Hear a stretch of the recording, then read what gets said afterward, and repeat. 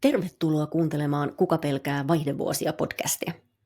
Tämä on podcast vaihdevuosista ja hyvinvoinnista kiinnostuneille. Minä olen Anna Seppänen, vaihdevuosi-ikäisten naisten valmentamiseen erikoistunut personal trainer, ravintovalmentaja ja kulttuuriantropologi.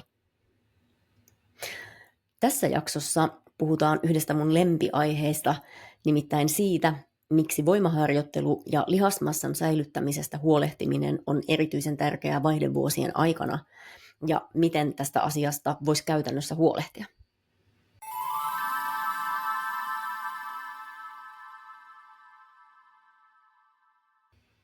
Tietyssä iässä, ehkä siinä 40 ikävuoden tietämillä tai vähän jälkeen, moni havahtuu siihen tosiasiaan, että voimat ja lihasmassa on hupenemassa kiihtyvällä vauhdilla. Kyykystä ylös pääseminen ei ole enää niin helppoa. Kauppakassien kantaminen alkaa tuntua aiempaa raskaammalta, niskat on jumissa jatkuvasti. Muitakin lihasten ja nivelten kolotuksia alkaa ilmaantua. Vaihdevuosien myötä kehon koostumus alkaa muuttua ja lihasmassan määrä vähentyä, mikäli asialle ei siis tee jotain.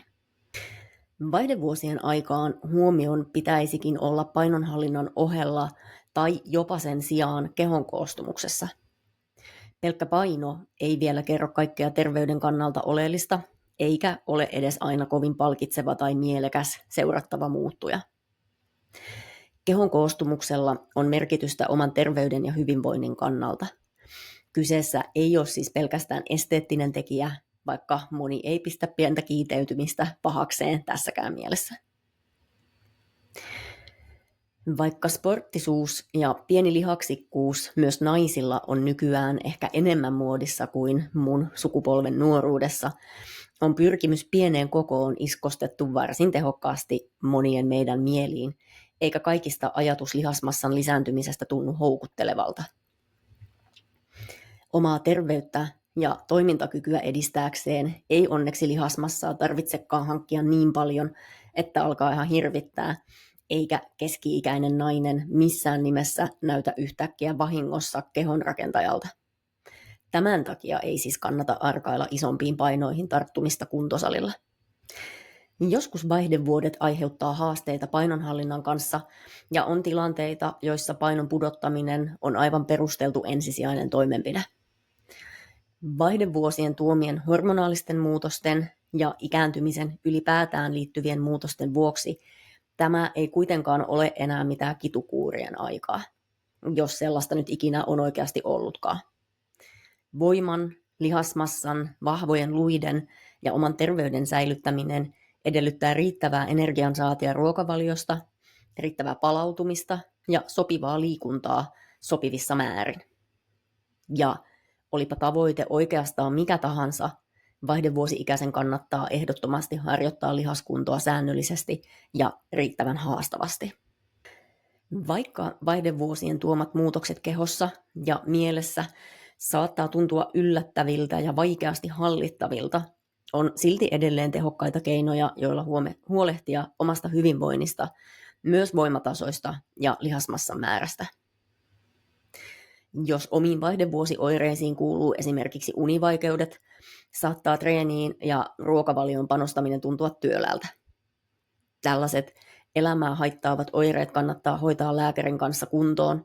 On helpompi panostaa niihin asioihin, jotka on omissa käsissä, kun on ensin saanut tarvittavan avun häiritseviin oireisiin muualta. Hyvä uutinen on se, että jos lihaskuntoharjoittelu ei ole kuulunut omiin liikuntaharrastuksiin vielä, niin lihaskuntoharjoittelussa pääset alkuun vähemmällä kuin mitä todennäköisesti ajattelisit. Ei siis tarvitse muuttua salihirmuksi saadakseen lihaskuntoharjoittelun terveyshyödyt ja selkeitä tuloksia aikaan. Kuinka usein ja paljon lihaskuntoharjoittelua sitten pitäisi harrastaa? Mikä olisi semmoinen vaihdevuosi-ikäiselle sopiva määrä? Alkuun treenimäärä voisi olla jotain tämän tapaista. 2-3 treeniä viikossa, 8-12 toistoa per sarja, 2-4 sarjaa, per liike ja 4-6 liikettä siinä yhdessä treenissä. Vastukset noin 70-80% yhden toiston maksimista. Alkuun tosin jo kehonpaino saattaa olla ihan riittävä vastus. Eli siis treeniä 2 tai 3 kertaa viikossa yhdessä treenissä 4-6 liikettä, joita tehdään 2-4 sarjaa ja 8-12 toistoa kussakin sarjassa. Tällaisen treenin saa todennäköisesti helposti tehtyä tunnissa. Edistyessä ja tavoitteiden tarkentuessa treeni voi sitten muuttua toisenlaiseksi. Läheskään kaikki treenaajat ei tiedä sitä yhden oman toiston maksimivastustaan, eikä sitä missään nimessä tarvitse kokeilemalla selvittää varsinkaan heti alkuun tai ollenkaan. Alkuun kannattaa muutenkin lähteä liikkeelle kevyillä vastuksilla. Tässä on muutama nyrkkisääntö, jolla pääset hyvin eteenpäin. Jos saat tehtyä toistoja reilusti yli sen vaaditun määrän, on aika lisätä vastusta. Aina ei kuitenkaan kannata treenata uupumukseen asti, se on kuormittavaa ja palautuminen semmoisesta treenistä on hidasta. Jätä siis muutama toistovaraa. On ihan ok, jos viimeinen toisto ei edellytä aivan viimeisillä voimilla taistelemista. Tosiasiassa treenaaminen on aina optimaalisten tai idealististen suunnitelmien sovittelua todellisuuteen. Ja valmiita hyviä suunnitelmiakin joutuu väistämättä matkan varrella päivittämään. Jos heti alkuun ei onnistu 3 treeniä viikossa, voi tähdätä 1 tai 2 treeniin. Jos joku liike on alkuun kehonpainolla raskas, ei tarvitse olla heti huolissaan vastuksen lisäämisestä. Omaan lähtötasoon nähden liian raskas aloitus on varma keino saada homma lopahtamaan alkuunsa, kun treeni joko tuntuu niin ikävälle, ettei tee mieli mennä toista kertaa salille, tai sitten alkuun tulee ylikuormitusoireita ja kipuja. Entäs sitten ne 5 syytä hurahtaa voimaharjoitteluun, jota jakson nimessä lupailtiin? Ne tulee nyt tässä. Ensimmäisenä tietenkin voima- ja lihasmassa. Ikääntyessä lihasmassan määrä ja voima vähenee keski-iän loppupuolelta kasvavalla vauhdilla. Tässä prosessissa ei kuitenkaan ole pakko jäädä täysin kohtalon armoille. Elämäntavoilla ja sopivalla harjoittelulla voi ylläpitää ja myös lisätä sekä lihasmassaa että voimaa myös ikääntyessä ja vaihdevuosienkin aikana. Jos et siis ole ollut salihirmu nuoresta pitäen, ei peli ole missään nimessä pelattu keski-ikään tai vaihdevuosiin tultaessa. Lihasmassan hankkimista ei kannata pelätä. Peruskuntoliikkuja ei yhtäkkiä kasva niin lihaksikkaaksi, että alkaisi hirvittää, varsinkaan keski-ikäinen nainen. Riittävä lihasmassan määrä on toimintakyvyn ja terveyden edellytys, ja sen hankkimiseen ja ylläpitämiseen kannattaa panostaa. Tästä päästäänkin kohtaan 2, eli terveyshyödyt. Lihaskuntoharjoittelu lisää lihasmassan määrää ja voi vähentää rasvan määrää kehossa. Lihasmassan lisääntyminen parantaa elimistön insuliiniherkkyyttä ja parantaa sokeritasapainoa myös tyypin 2 diabeteksessä.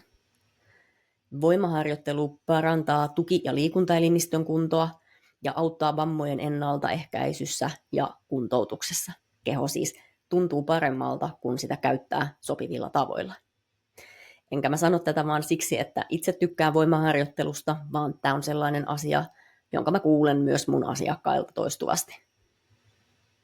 Lihaskuntoharjoittelu myös helpottaa ja tukee painonhallintaa, jos on siihen liittyviä tavoitteita. 3. aivojumppa. Liikunnalla, myös lihaskuntoharjoittelulla, on positiivinen vaikutus mielialaan, ja se onkin osana myös masennuksen käypähoitosuosituksia.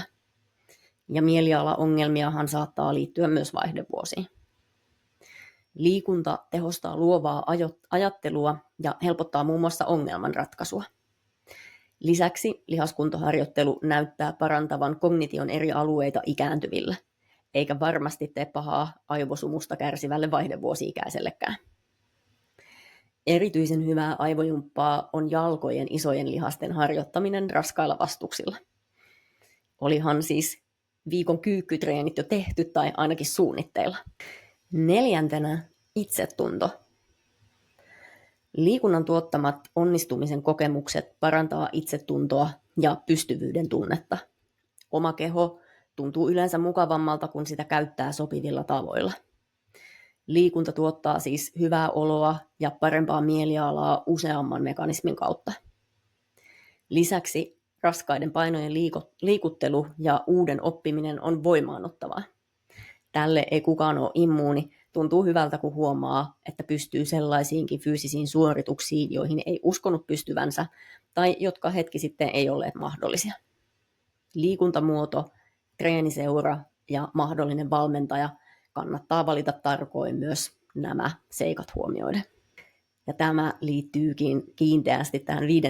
kohtaan, eli treeniporukan yhteisöllisyyteen. Lihaskuntoharjoittelun tapoja on monia, samoin kuin paikkoja sitä varten. Yhteenkuuluvuuden tunne on tärkeä psykologinen perustarve, jonka täyttyminen on edellytyksenä muun muassa pitkäjänteisen liikuntaharrastuksen ylläpitämiselle. Jos et viihtynyt yhdellä kuntosalilla, niin kokeile seuraavaa. Niissä on eroja. Mitä tehdä sitten, jos se aloittamisen kynnys on kovin korkea? Tai jos on sairauksia tai kipuja, jotka saa miettimään, uskaltaako sinne kuntosalille mennä ollenkaan. Tai jos ei vaan tykkää käydä kuntosalilla. Ensinnäkin, lihaskuntoharjoittelua voi tehdä muuallakin kuin kuntosalilla. Aloittaa voi vaikka kotona kehonpainolla, ulkoliikuntapaikalla tai vaikka sopivalla ryhmäliikuntatunnilla, jos ne on itselle mieluisampia. Alkuun kuitenkin pääsee todennäköisesti paljon vähemmällä kuin mitä ajattelisi, että tarvii tehdä. Moni lupaava kuntoiluprojekti kaatuu alun liialliseen innostukseen, joka aika nopeastikin voi viedä motivaation tai aiheuttaa rasitusoireita. Apua kannattaa hankkia heti alkuun. Osaava ohjaaja ja itselle sopiva harjoitusohjelma helpottaa alkuun pääsemistä ihan huomattavasti, eikä vaikka valmennukseen tullessa tarvitse todellakaan olla valmiiksi hyvässä kunnossa. Entäs sitten, jos salitreeni on jo jokseenkin tuttua ja haluaisi huomioida erityisesti vaihdevuosien tuomia tarpeita omassa harjoittelussa? Tässäkin asiassa hyvä suunnitelma on tärkeää. Se auttaa tekemään harjoittelusta pitkäjänteistä ja progressiivista. Älä arkaile myöskään liikaa isompien painojen kanssa, mutta huomioi omat resurssit ja kuormituksen ja palautumisen tasapaino. Henkistä joustavuutta tarvitaan ehkä tässä kohtaa aikaisempaa enemmän, jos oma vointi ja jaksaminen vaihtelee vaihdevuosioireiden mukaan.